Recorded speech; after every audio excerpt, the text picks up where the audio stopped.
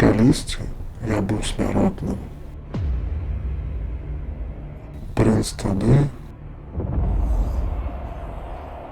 принц і зараз. Сами боги домогаются моего размещения, как я нес их по знаку. И у меня еще есть час. Забиваться в этом житьем.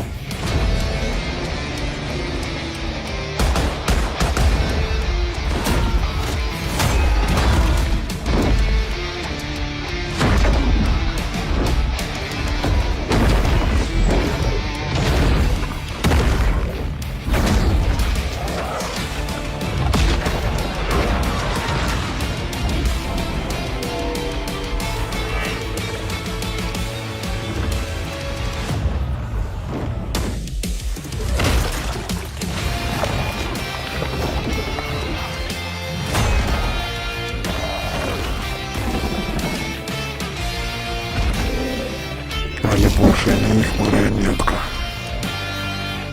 Теперь я забиваю богов.